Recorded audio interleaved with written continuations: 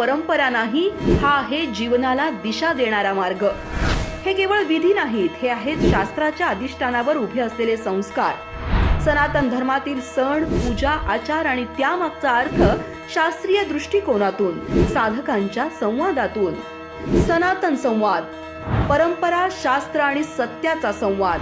या रविवारी पाहूयात सनातन संस्थेचे अमोल कुलकर्णी यांची अध्यात्म या संदर्भातील मुलाखत. आर चॅनल, सर्वांच्या घराघरात, प्रत्येकाच्या मनामनात. नमस्कार. हिंदू धर्मातील सण, उत्सव, परंपरा, श्रद्धा या सगळ्यांवर शास्त्रीय दृष्टिकोनातून प्रकाश टाकणाऱ्या सनातन संवाद या विशेष मालिकेत आपलं सर्वांचं मी पुनश्च एकदा मनपूर्वक स्वागत करतो. आज आपण अध्यात्म या विषयावर यामध्ये संवाद साधणार आहोत आणि हा संवाद साधण्यासाठी आपल्यासोबत आहेत सनातन संस्थेचे माननीय अमोल कुलकर्णी सर. आधी आपण त्यांचं स्वागत करूया. नमस्कार.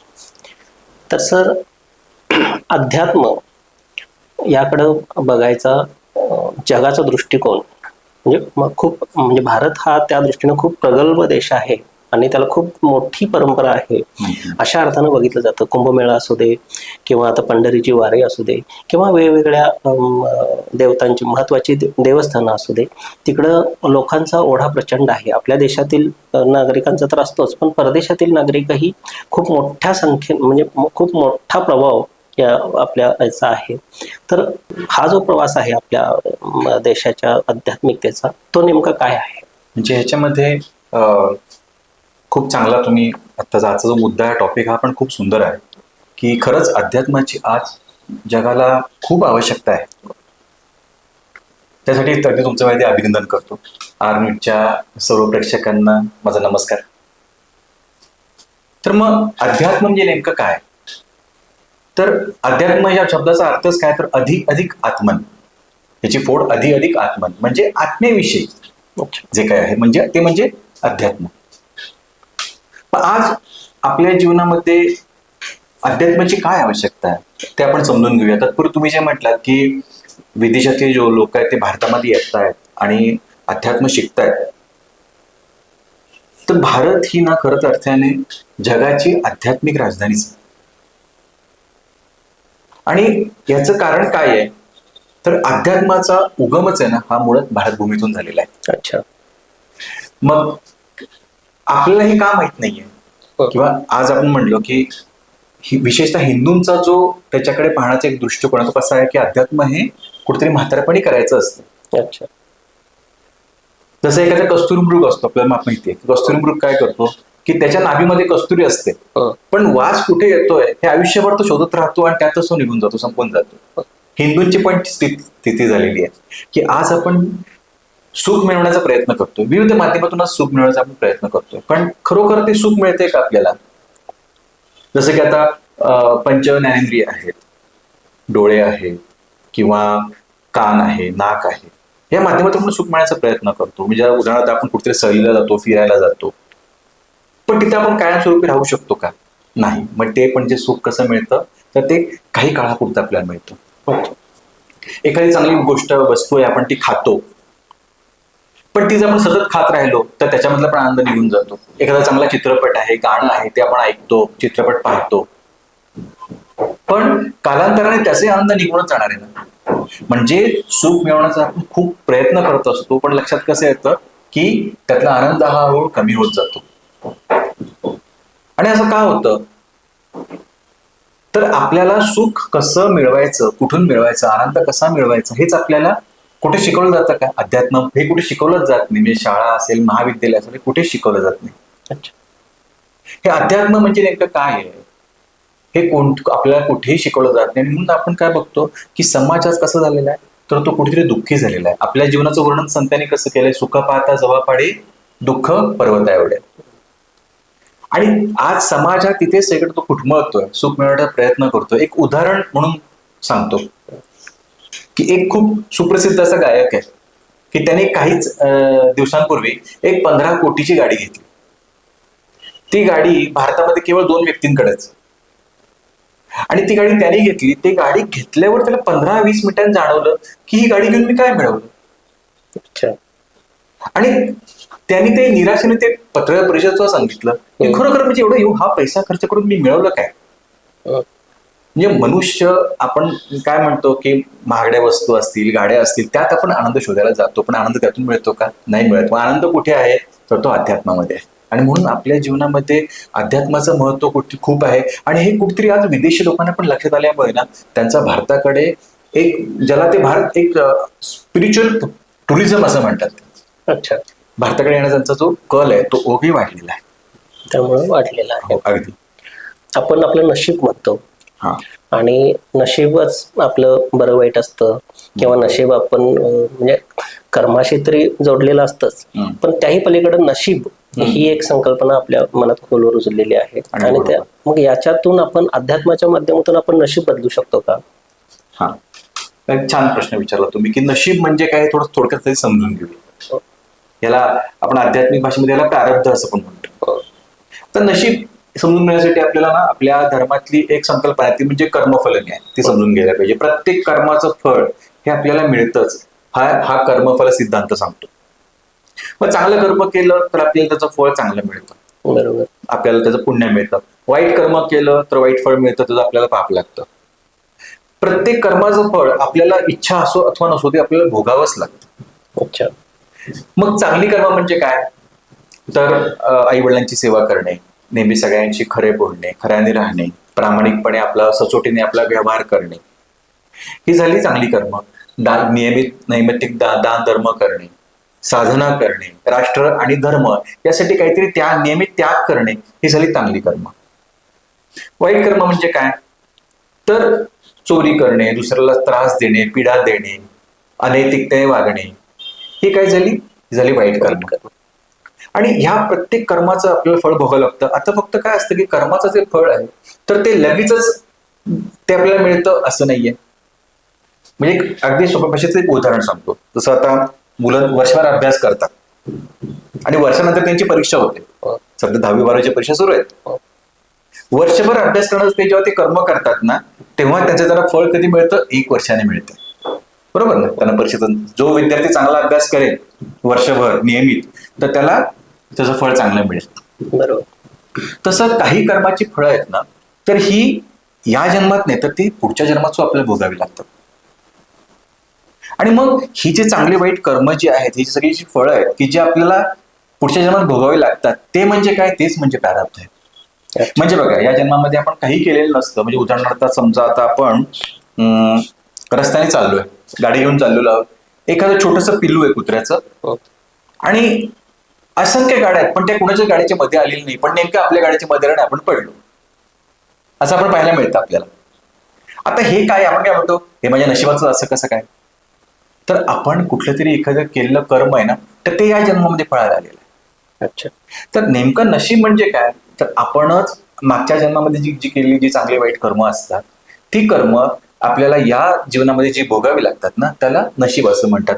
आणि मग किती असं म्हणजे हे जी कर्म आहेत, जी प्रारब्ध आहे ज्याला आपण म्हणतो, त्याचा किती वाटा आहे या जन्मामध्ये, तर 65% आपल्या जीवनामध्ये ज्या घटना घडतात ना तर त्या सगळ्या प्रारब्धाचा भाग असतो. म्हणजे आधी त्या आपल्या कुठल्याही कर्मामुळे त्या झालेल्या असतात आणि त्यामुळे आपल्याला त्या भोगाव्या लागतात. पण 35% ज्या घटना आहेत ना जीवनामध्ये तर त्याच्या मागे त्याच्या मागे क्रियमाण कर्म असतं, ते आपल्या हातात असतात. अच्छा. तुम्ही जे म्हणला ना की नशीब बदलता येतं का, निश्चित नशीब बदलता येतं. नशीब बदलण्यासाठी काय करावं लागतं, तर आपल्याला साधना करावी लागते. साधना केली की आपल्यावर गुरूंची कृपा होते आणि गुरुकृपेने अगदी तीव्र जरी प्रारब्ध असेल तरी ते सुद्धा पालटता येतं. अच्छा. नशीब बदलण्यासाठी साधना करावी लागते असं आपण म्हणताय. तर मग ही साधना म्हणजे परत नेमकं काय आणि ती मग कशा पद्धतीने करायला पाहिजे? हा, आता साधना म्हणजे काय, तर ईश्वर प्राप्तीसाठी दररोज किमान 2 ते 3 तास तरी मन बुद्धी याने करायचे प्रयत्न म्हणजे साधना. अच्छा. आता साधना सुद्धा काळानुरूप बदलत गेलेली आहे. म्हणजे काळाचे आपण 4 युग ही आता होऊन गेलीत. आपण 4थ्या युगामध्ये आहोत. खूप खूप वर्षांपूर्वी सत्ययुग होतं. सत्ययुगामध्ये त्या सत्ययुगामध्ये ज्ञानयोग, या ज्ञानयुगानुसार साधना केली जात होती. प्रत्येकाला माहित होतं की मी म्हणजेच ईश्वर आहे. त्या युगानुसार साधना करून प्रत्येकजण ईश्वर प्राप्तीसाठी प्रयत्न करत होतं. त्यानंतर आलं त्रेतायुग. त्रेतायुगामध्ये साधनेचा मुख्य मार्ग झाला ध्यानयोग. हजारो वर्ष ध्यान, तपश्चर्या, समाधी लावून त्यावेळी ईश्वर प्राप्ती केली जायची. त्यानंतर आलं द्वापार युग.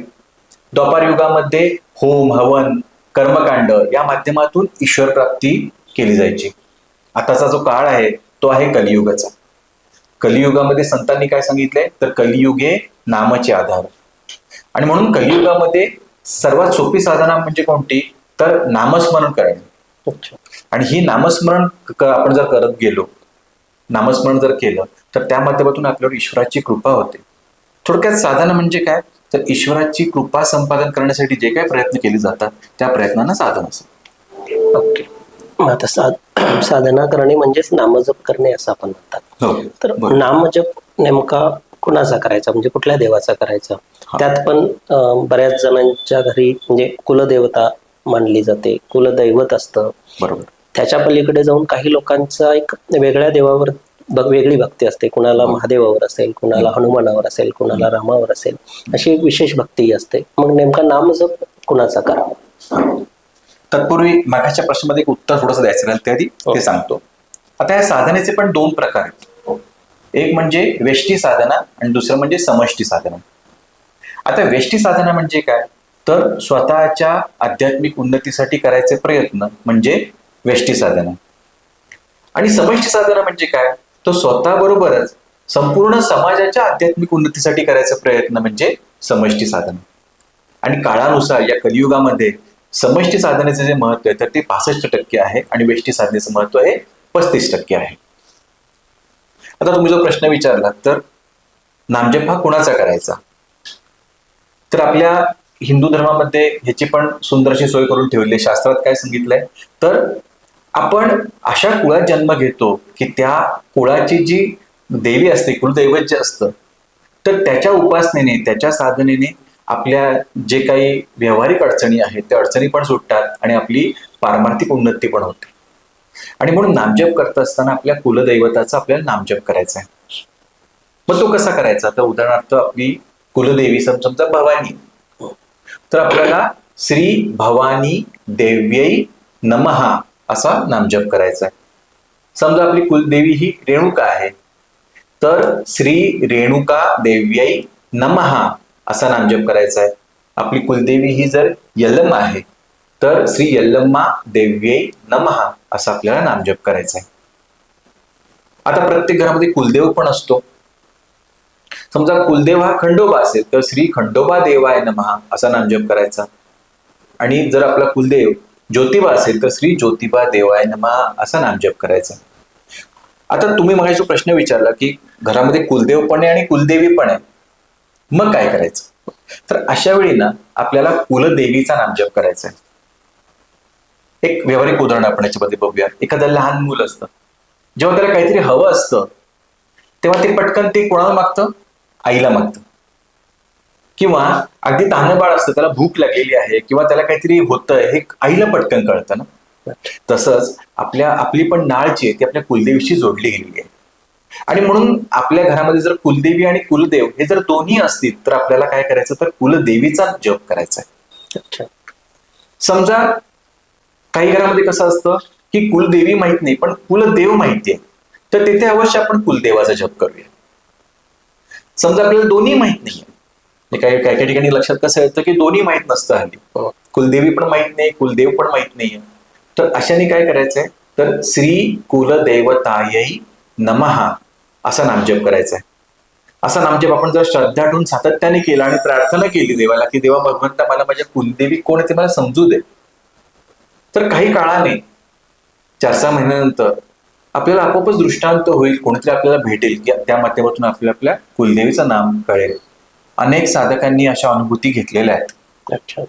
आता तुम्ही जे पुढचा प्रश्न म्हटला की काही जणांना एखादा देव आवडतो मग ते त्याचं काय करायचं. आता बरोबर आहे, लहानपणी आपण असे अनेक कथा वाचलेल्या असतात, अनेक मालिका पण बघितलेल्या असतात. मग कोणाला कृष्ण आवडतो, कोणाला राम आवडतो, कोणाला हनुमान आवडतो, कोणाला दुर्गा देवी आवडते. मग त्यांचा जप केला तर चालेल का. आता इथे लक्षात काय घ्यायचं की जप करायला अडचण नाही पण शास्त्र काय सांगतं तर आपण जर आपल्या कुलदेवतेचा नामजप जर केला ना तर त्या योगी आपली आध्यात्मिक उन्नती जलद होते. अच्छा. मग त्यामुळे आपण जर कुलदेवीचा नामजप करायला जर प्राधान्य दिलं ना, तर त्याचा आपल्याला जास्त प्रमाणात लाभ होणार आहे. अन्य देवतांचा लाभ होणार नाहीये असं नाहीये, पण अध्यात्मामध्ये ना एक महत्वाचं काय सांगतात ना, की मनाने साधना कधीच करायची नाही. मला एखादा देव आवडतोय म्हणून मनाने त्याची साधना सुरू केली तर त्याचा लाभ होत नाही. त्यापेक्षा शास्त्र काय सांगतं तसं जर आपण करण्याचा प्रयत्न केला तर निश्चितच आपल्याला त्याचा लाभ होणार आहे. पण अर्थात जे काहीच करत नाहीयेत तर त्यांनी किमान कुठल्या तरी देवाचा नामजप करणं खूप आवश्यक आहे. ओके. मग तो नामजप नेमका कसा करावा? म्हणजे ते हातात माळ घेऊनच केली पाहिजे ती साधना, किंवा आपण असं बसल्या बसल्या कुठेही, म्हणजे आता ऑफिसमध्ये असेल किंवा कुठेही असेल, ते आपण मनातल्या मनात तो मंत्रोच्चार करून आपण तो नामजप करू शकतो का? आता इथे लक्षात काय घ्यायचं की नामजपाला कसलंही बंधन नाही. म्हणजे स्थळ, काळ, वेळ, शौच, सुवेर, सुतर हे कसलंही बंधन हे नामजपाला नाही. हे नामजपाचं एक मुख्य वैशिष्ट्य आहे. तुम्ही जर सांगितलं की नामजप आपण कुठे करू शकतो, नामजप आपण कुठेही करू शकतो.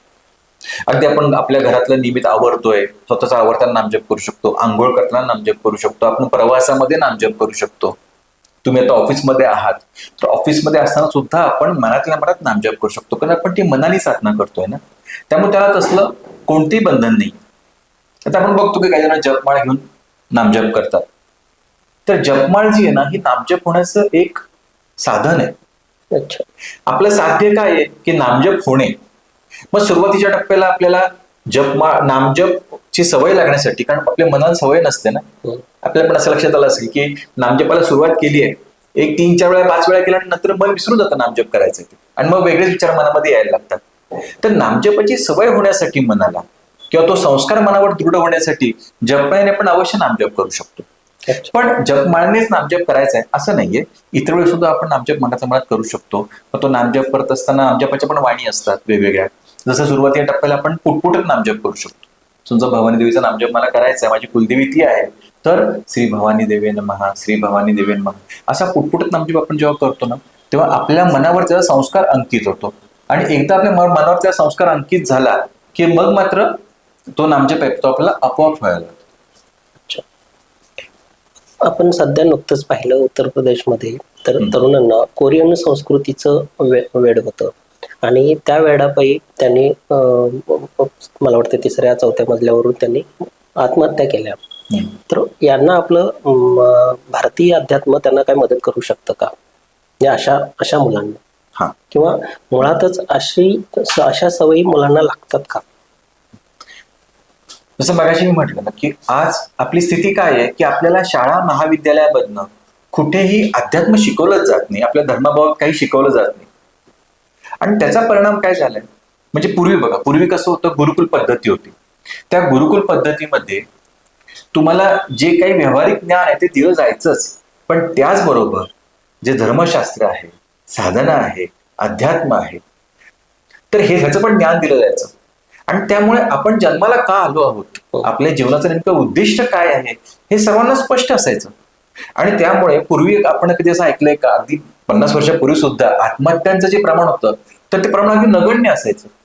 पण आपण आज काय बघतोय, तर आत्महत्यांचं प्रमाण वाढलेलं आहे, आणि ते पण अगदी 12 वर्ष, 13 वर्ष, 14 वर्षापासून हे प्रमाण वाढलेलं आहे. आता तुम्ही ज्या घटनेचा उल्लेख केला, तर कोरियामध्ये, म्हणजे क्षमा करा, उत्तर प्रदेशामध्ये 3 बहिणींनी आत्महत्या केली. तर एक कोरियन गेम आहे, तर तो गेम खेळत खेळत होत्या आणि त्यात त्या इतक्या अडकून गेल्या की त्या गेम मध्ये काहीतरी त्यांना इन्स्ट्रक्शन दिले आणि त्यांनी उडी मारून आत्महत्या केली. आता इथे एक लक्षात काय घ्यायचं ना, की आपल्याला जर आपल्या जीवनाचं उद्देश जर कळलाय की माझं जीवन मनुष्य उद्देश काय आहे, तर ईश्वर प्राप्ती करून घेणं आणि जे काही आपलं प्रारब्ध आहे तर ते आनंदाने भोगणं, हाच मुळात आपल्या मनुष्य जन्माचा उद्देश आहे. हा उद्देश एकदा कळला ना की मग आत्महत्या होणारच नाहीत ना. म्हणजे आज या आत्महत्या का झालेल्या आहेत, तर पाश्चात्य संस्कृती ही आपल्याला काय शिकवते, तर मृत्यू जो आहे ना, तो मृत्यू म्हणजे एक उत्तम पर्याय आहे हे पाश्चात्य संस्कृती आपल्याला शिकवते. फायनल डेस्टिनेशन हे शिकवते, किंवा मृत्यूला ते इंग्रजी भाषेमध्ये काय म्हणतात, तर अल्टिमेट सोल्युशन म्हणतात. मृत्यू हा काही पळण्याचा मार्ग नाही. जीवनामधल्या ज्या गंभीर समस्या आहेत तर तो पळण्याचा मृत्यू मार्ग नाही, किंवा मृत्यू हा शेवट नाहीच आहे. आपला हिंदू धर्म काय सांगतो की आपला जो आत्मा आहे तो शरीर सोडून जातो. मृत्यू म्हणजे काय, तर आत्म्याने शरीर सोडणे, दुसऱ्या शरीरामध्ये प्रवेश करणे. नैनन चिंदती शस्त्राने नैनन दहती पावका, की आपला आत्मा कधीच मरत नाही, तो अमर आहे. त्यामुळे आपण जर हे हिंदू धर्मशास्त्र जर मुलांना अगदी लहानपणापर्यंत पासून त्यांना शिकवलं ना, तर निश्चितच ह्या प्रकारचे प्रकार कधी घडूच शकणार नाहीत. अच्छा. आणि म्हणून ह्यात महत्वाचं काय आहे ना, की आपल्या मुलांना आपण लहानपणापासूनच अध्यात्माचे आणि हिंदू धर्मशास्त्राचे जर धडे दिलेत, तर अशा प्रकारच्या घटना आहेत त्या घटना घडणार नाहीत. अगदी आपण असं पण बघतो ना, की काही महिन्यांपूर्वीच दैनिकात पण बातमी आली होती की एका मुलीला, 12-13 वर्षाच्या मुलीला वडिलांनी मोबाईल नाही दिलं, तर तिला तो वाईट वाटलं आणि त्यांनी आत्महत्या केली. हे जे सगळे प्रकार आज घडतायत, तर त्याच्या मागे पण काय कारण आहे, तर आज आपल्या तरुण जी पिढी आहे, अगदी लहान मुलांपासून तरुण पिढी जी आहे, तर त्यांना आत्मबळ नाहीये. म्हणजे मुलांकडे बुद्ध्यांक आहे, मुलं हुशार आहेत. म्हणजे आपण म्हणतो ना की लहान मुलं किती हुशार आहेत, पटापट मोबाईल चालवतात, पटापट कम्प्युटरवरती आज ते काय ना काय डेव्हलप करतायत. हुशारी कमी आहे का, अजिबात नाहीये. पण त्याच्याबरोबर लागणारा जो स्पिरिच्युअल क्वोशंट आहे, तर तो नाहीये. आज लागणार जे आत्मबळ आहे, अध्यात्म त्यांच्या बरोबर आहे, साधनेचं जे बळ आहे, तर ते बळ नाहीये. आणि त्यामुळे कुठलंही छोटं जरी संकट आलं, तर त्या संकटाला आज आपली तरुण पिढी जी आहे ना, ती तरुण पिढी त्यांना समर्थपणे तोंड देता येत नाही. मग परीक्षेत कमी मार्क पडले तरी आत्महत्या केले जातात. आपण बघतो 10वी 12वी परीक्षा तर झाली की अनेक घटना आपल्याला पाहायला मिळतात ना. छोट्या छोट्या गोष्टीवरून आत्महत्या आज प्रमाणात वाढलेलं आहे. त्याच्यासाठी एकच पर्याय असा आहे की मुलांना अध्यात्माकडे वळवणं, त्यांच्या जीवनामध्ये लहानपणापासूनच त्यांना अध्यात्म कसं त्यांच्या जीवनामध्ये येईल हे पाहणं. बऱ्याच जणांच्या मनामध्ये गैरसमज असतात की अरे अध्यात्म म्हणजे म्हातारपणी करायचंय. मुळात लक्षात घ्या की म्हातारपणी अध्यात्म करायचं, तर म्हातारपणी जर आपण नामजपाला खरंच बसलो तर आपली शारीरिक स्थिती तशी असते का, नाही. आयुष्यभर कधी नामजप केलेलाच नाही, तर तो साधनेचा संस्कार खरंच म्हातारपणी होईल का मनावरती, तर नाही होणार. मग आपल्याला जर साधना करायची तर त्याची सुरुवात जी आहे ते आपल्याला अगदी लहान वयामध्येच मुलांवरतीचा संस्कार केले तर निश्चितच ह्या ज्या घटना आहेत ना, याची कधीच पुनरावृत्ती होणार नाही. अच्छा. मग आता नुकतंच 10वी 12वीच्या परीक्षा काही पूर्ण किंवा अजून काही होण्याच्या मार्गावर आहेत. तर या मुलांना आपण अभ्यासासोबत म्हणजे नामजप करणं आपण सजेस्ट करू शकतो का, किंवा त्यांना त्यातून त्यांना ते मानसिक स्थैर्य मिळू शकतं का, त्यांचे तणाव दूर होऊ शकतात का? बरोबर, अगदी बरोबर आहे. म्हणजे आपल्याला माहिती आहे की आपल्या प्रत्येक देवतेचं ना कार्य वेगवेगळं आहे. जसं गणपती आहे ती बुद्धीची देवता आहे, सरस्वती ही विद्येची देवता आहे. आता आपल्याला काय लक्षात येतं की बऱ्याच मुलांच्या बाबतीत आपण असं बघतो ना की अभ्यास केलेला असतो पण ऐनवेळी ना ते आठवत नाही, ते दडपण येतं. दडपण आले की काय होतं, मन चंचल होतं, आणि मन चंचल झालं की केलेला अभ्यास पण लक्षात राहत नाही. बरोबर. ह्या समस्या आपणही बघतो, ऐकतो समाजामध्ये. मग काय करायला हवं, तर आता जे अगदी ज्यांच्या परीक्षाचा स्वरूप आहेत ते काय करू शकतात, तर अभ्यासाला बसण्यापूर्वी श्री गणेशाचं स्मरण करून केवळ 10 ते 15 मिनिटं गणपतीचा ओम गंग गणपतये नमः हा जो नामजप आहे, हा 15 मिनिटं नामजप करू शकतो आपण. 10 ते 15 मिनिटच. नामजपाने काय होतं ना की आपलं जे चित्त आहे ना, मन आहे, ते स्थिर होतं. आणि जेव्हा आपलं मन स्थिर होतं तेव्हा स्थिर मन जे आहे ना, ते आपण जे काही अभ्यास करतोय तर ते ग्रहण करू शकतो. समजा एक व्यवहारात उदाहरण घेऊया. एखादं भांड आहे आणि ते संपूर्णपणे पाण्याने भरलेलं आहे. त्याच्यामध्ये आपण जर परत पाणी ओतलं तर पाणी आत भरलं जाईल का, ते पाणी बाहेरच जाणार नाही. तसंच जर आपलं मन जर असंख्य विचारांनी भरलेलं आहे तर आपण किती जरी अभ्यास केला तरी ते अभ्यासाचे जे विचार आहेत ते मन ग्रहण करेल का, तर निश्चितच नाही करणार.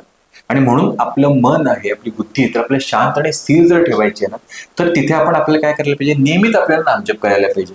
किमान परीक्षेच्या काळामध्ये आपण अगदी तो 15 मिनिटं नामजप करूया.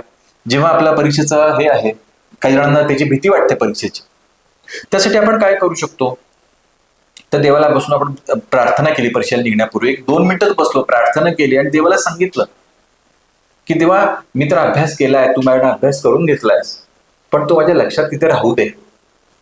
आणि मनातल्या मनामध्ये आपली अशी कल्पना पण आपण करू शकतो की मी अभ्यास माझा पूर्ण झालेला आहे, मी परीक्षेच्या हॉलमध्ये गेलेलो आहे, तिथे मला सगळं लक्षात येतंय, मी तिथे उतरून व्यवस्थित काढतोय, मला पेपर चांगला गेलेला आहे. अशा सकारात्मक राहून आपण तिथं गेलो आणि पेपर हातात केल्या केल्या एकदा फक्त गणपतीचं स्मरण केलं मनातल्या मनात, की ओम गणपते माने मनातल्या मनात एक प्रार्थना केली, तर निश्चितच मला वाटते की मुलांना त्याचा लाभ होईल, आध्यात्मिक स्तरावर लाभ होईल, मनातले विचार अल्प होतील आणि जे काही आपल्याला अभ्यास केलाय तो त्याचा निश्चितच त्यांना त्याचा लाभ होईल. आणि अजून एक काय मला सांगायचंय, परीक्षेपुरतच हे करू नका, अच्छा. की आपल्याला हे नियमितच करायचंय, की आपणही लहान मुलांनी सुद्धा आपल्या जो कुलदेवीचा नामजप आहे तर तो आपण जर 10 मिनिटं जरी केला तर त्याचा निश्चितच आपल्याला त्या आपल्या शालेय जीवनामध्ये, कॉलेज जीवनामध्ये पण त्याचा लाभ होणार आहे. तर नक्कीच आपल्या जीवनात साधना किती महत्त्वाची आहे आणि ती अगदी लहान वयापासून म्हणजे शालेय जीवनापासूनच केली पाहिजे.